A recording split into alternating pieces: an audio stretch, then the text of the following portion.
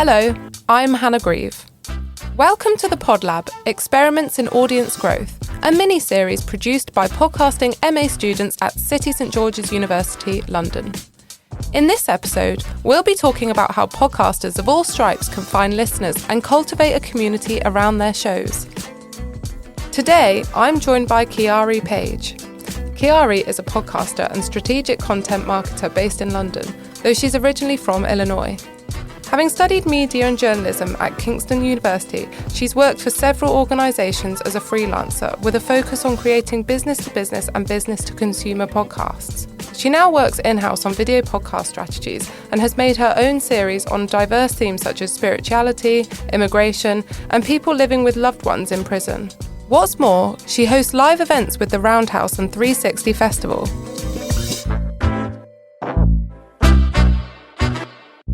Thanks so much for coming today, Keyari. We really appreciate it. Could you tell us about your work? As I understand, you have a couple of podcast series.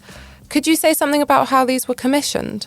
Yeah, so with Spiritbound, I originally did Spiritbound with Transmission Roundhouse, and I did a pitch course with them back in 2021. So it's a long time ago. It feels so long. And that was my start of actually being on my own podcasting journey, because for a long time I did so much stuff with other people and organizations, and I was like, I just want something of my own. And then fast forward, it got really popular in the community of spirituality. A lot of people are like, wow, I didn't know that I could be okay to explore outside of my religion or my faith-based practices, because I was targeting people who were, basically conditioned to believe in what they believe and not to go against the norm of their environment. So I was really trying to push a narrative that it's okay to want to explore, to educate yourself on what else is out there for you, because maybe that works for someone else, doesn't work for you. And then with all of my other projects and how I juggled them and got them commissioned, it was really just pitching and putting myself forward. So basically for Hands Up, Don't Speak, and that's my incarceration podcast, that was basically pitching myself to be a creative residence here for City University and to be able to show that I really want to push this narrative. And through Roundhouse and City and meeting other people and connections, I got commissioned and joined another network that's doing another podcast that's historical called Shadow and Light, and it just spiraled from there. So it was really about the connections I made and really just put myself in the room to be like, these are the ideas and these are the stories that needs to be heard. Can you just give us a sense of how many people you pitched to and how long it took for you to get a successful commission? So with Spiritbound, I would say with Transmission Roundhouse, I applied in March and got the acceptance in April for my pitch for Spiritbound. For City University, I wouldn't say I'm commissioned by City University because it was more of you do the idea on your own, but you have the resource to do it. So I would say for that one, it was more free reign to just do whatever you want, whatever idea you have. Now, for the other two podcasts that I have going on, I joined a recent network with Be the Change Network, and that was actually through a job application process. Right. So with that job application process, it was are you a podcaster? Have you done this before? What are you doing? How are you doing it? It was very, very detailed. In that process, you had to answer so many questions, and you had to really align yourself with the mission of the network. And that took, I want to say, to officially have that all out, about a few months. Okay. Yeah. So they all vary when it comes to it. Some commissions are a year. Long story short, it varies by who you're pitching to and who you're wanting to get commissioned by, because yes, I have hit big players, and not all the big players responded to me right away, but then a year later or even 6 months later, they're like, that was actually a good idea. Can we revisit this topic? And it's also about networking as well. And obviously these shows have different audiences. How do you develop your marketing strategy to suit the specific audience? Can you speak a bit about your marketing strategy?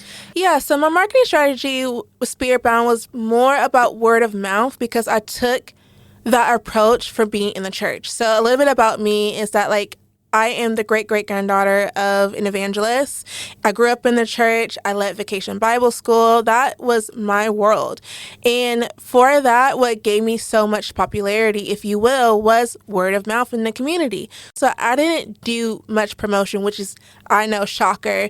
You don't do that for podcasts. You need to get out there. You need to have the reviews. But my reviews was in a niche community, and I went into those niche communities and say, this is what I'm talking about. Please join me. And I got other people who were guests on the podcast to do most of the work for me. For Hands Up, Don't Speak, this one's a little bit more difficult because it's a subject matter and it's about incarceration. And a lot of people have their opinions about incarceration. Some people say like, no, like it's not just family that's like affected. It's also me. And some people are like, it's just that person behind the bars. So for that marketing strategy, I definitely had to be careful about marketing it and just do teasers at events. So anytime that I'm speaking, I speak about it and say it's coming very soon. And I also mention like topics of conversation and put myself in rooms of panels of this issue and why it's important and why does it affect families. And then when it comes to another network that I've joined, they actually have a whole marketing team. So I rely heavily on that marketing team to help me to promote my newer podcast that hopefully will come out at the end of this year, Shadow and Light. And that's essentially about historical poems that I created that's highlighting injustices across the world. So you're talking about Black Panther movements. You're talking about, how are people affected in the Chicano movement and all these sorts of things are like unsung heroes who are in the Rosa Parks era or the Martin Luther King era, that not the history that you've heard, but the history that you haven't heard. And that's with a network. So we already have a marketing strategy in place that's about, this is when you're going to launch. This is what you're going to promote. This is what you're going to say. We're going to send it out to these people. So they gave that to me. So it's a mix. It was a mix of me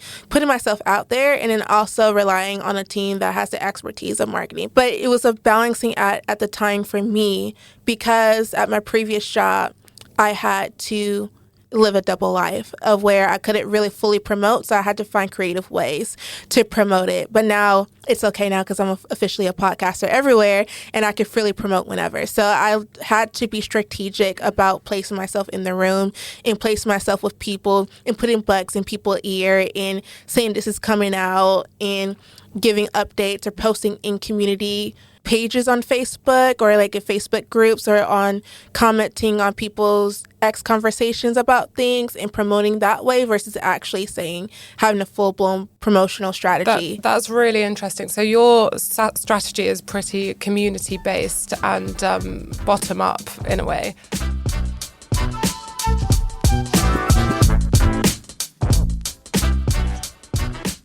So you're not just a podcaster, but you're also a producer and content strategist making B2B podcasts. Could you just tell us a little bit more about that?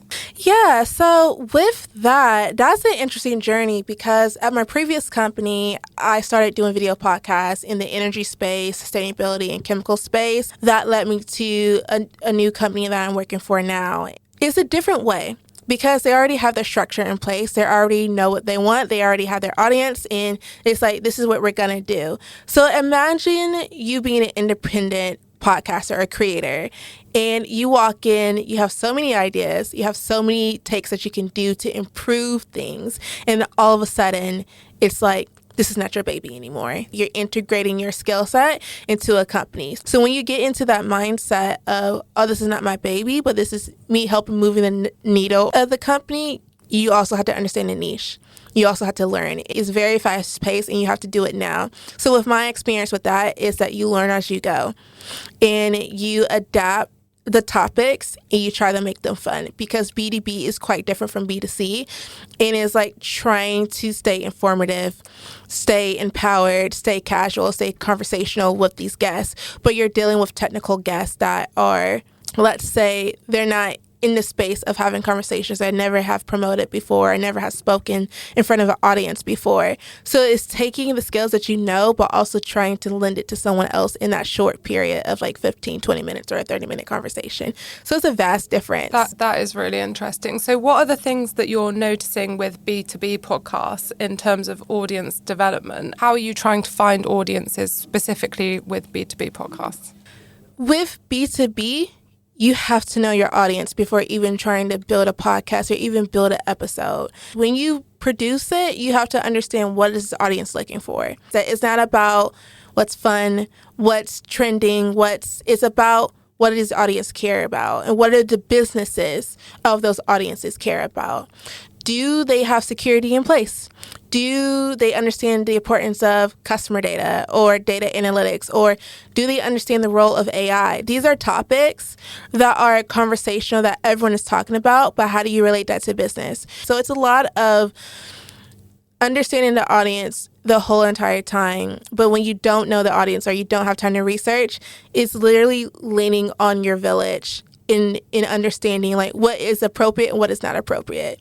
On the flip side of that, as an independent podcaster, what are you doing to find and grow your audiences with those podcasts? It's really about networking. That's the thing. It's about networking and putting yourself in the room, because when you put yourself in the room, people will do the work for you. And I think that's a lot of things people don't realize is that when people root for you, they really root for you and they really root for whatever you're doing. It doesn't matter what you have going on. It's like, yeah, I know her because I know she does great work and I love it. And so that's my go-to strategy, is like put yourself in the room. Yes, it's great to promote on social media, build a social media presence. But if you look on my personal social media, I don't have a huge following. So it's really about building community around a podcast and creating that loyal listenership. Mm-hmm. That's your priority. Yeah, that is my priority, because without my loyal listeners, without my following, without people who truly care about the subject matter, it wouldn't be a podcast. It wouldn't be people tuning in. I'm not here for the clickbaitiness or like what's popular. I want to do that matters. And finding that community that matters, they're always going to root for you. They're always going to be like, I know she puts out good stuff because it's about her integrity. It's about her personality. If you truly believe in a vision, you will go far. I didn't imagine like in 2021 that Spirit Bound would take me to where I am now, where I have the power to do B2C and B2B podcasts. That was unheard of, but I did it anyway. Yeah, it's okay to rely on social media. It's okay to post and ramp up your activity, but that's not the only resource that you can do. You can connect with communities, because those word of mouth or those recommendations will put you in rooms that you can never imagine. Okay. Are you seeing any trends within the industry at the moment with reaching audiences for either B2B or B2C? So for B2B, it's definitely about using YouTube. I feel like we're going back into like the early 2000s or like even the 2010s where YouTube was like all the rave. I feel like we're going back into that trend. It's like YouTube podcast is a priority. People want that snippets of conversation, but they want to visually see it because of the attention spans. Can you hold their attention? Can you engage with their attention? Now, I'm not saying that all podcasts should be videos. So that's the thing. I think it works really well with B2B. With B2C, especially like narrations or audio dramas or anything like that, we're going back into like the 1950s where radio dramas were super popular and people want to hear that and visualize their own movie in their head. So I think the trend is like we're going back in time and we're repeating history a little bit, but putting our own twist into it for podcasts. And like we're becoming more creative of the sound design or how we push the story. So it's becoming more like a movie, whether you want to see that movie or listen to it. And here at City, we're running our own student-led podcast called City Sounds. Our target audience is sort of media-savvy students. Do you have any advice to us for how we can reach our audience? I would say definitely putting in yourselves in rooms where you think a community will listen. So, right, if your target audience is like for students or media savvy people, then like chat with those media savvy people and say, you know, I was inspired by this painting or that you did, this digital art that you did, and like I created an episode based off of this. Would you like to share to your network? I would say strategically think about if you see something or you see something working on it, how can you turn that into a podcast? How does that sound to you when you are referring to that? And my next advice would be is that don't be afraid to join other networks while you're in uni or while you're working on this, because that network can also help with that reach. For me, it's always about how you can leverage your surroundings or how you can leverage people to get the best out of you. Okay, that's great. Thank you so much, Keyari. Yeah, thank you guys so much. I have fun. I hope you enjoyed that insightful discussion with Keyari. You can hear more about building a podcast community in the next episode of The Pod Lab, Experiments in Audience Growth, coming soon on City Sounds.